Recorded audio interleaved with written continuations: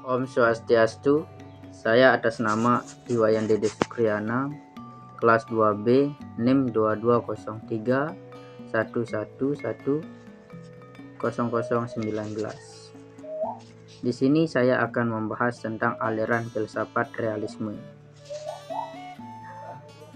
Filsafat realisme adalah suatu aliran filsafat yang luas yang meliputi materialisme di satu sisi dan sikap yang lebih dekat kepada idealisme objektif di pihak lain.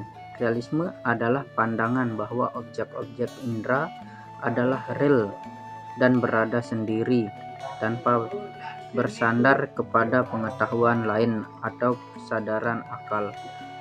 Diketahuinya atau menjadi objek pengalaman tidak akan mempengaruhi watak sesuatu benda atau pengubahnya.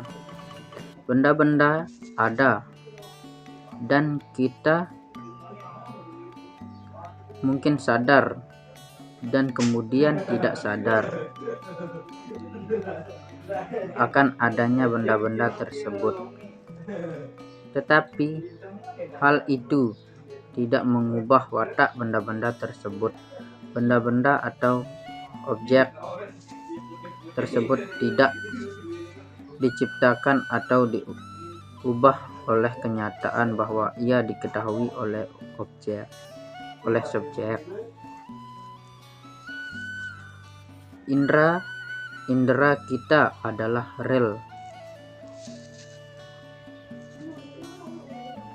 Benda-benda adanya itu terlepas dari kenyataan bahwa benda itu kita ketahui atau kita persiapkan atau ada hubungannya dengan pikiran kita. Realisme menegaskan bahwa sikap yang diterima orang secara luas adalah benar. Artinya bahwa bidang alam atau objek fisik itu ada, tak bersandar kepada kita, dan bahwa pengalaman kita tidak mengubah fakta benda yang kita rasakan. Realisme dalam filsafat terdiri dari beberapa jenis, mulai dari personalisme, realisme platonik atau konseptual atau klasik. Asumsi yang dipakai adalah bahwa yang real itu bersifat permanen dan tidak merubah, sehingga ide atau universal adalah lebih real daripada yang individual.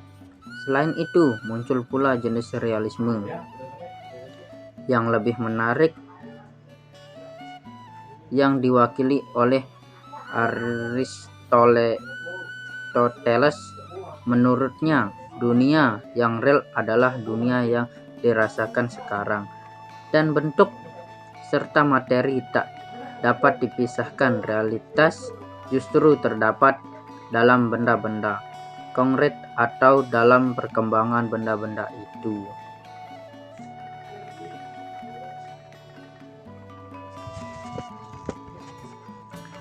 Maka aliran realisme cenderung untuk menganggap akal sebagai salah satu dari beberapa benda yang keseluruhannya dinamakan alam, dan juga penekanan bahwa dunia luar berdiri sendiri dan tidak tergantung pada subjek. Perhatian diarahkan bukan kepada akal yang memahami akan, tetapi kepada realitas yang dipahami. Dengan demikian, maka realisme mencerminkan objektisme yang berdasarkan dan menyokong sains modern. Realisme menerima kenyataan bahwa dunia ini berbeda-beda, tergantung kepada pengalaman masing-masing subjek. Realisme bertentangan secara tajam dan idealisme.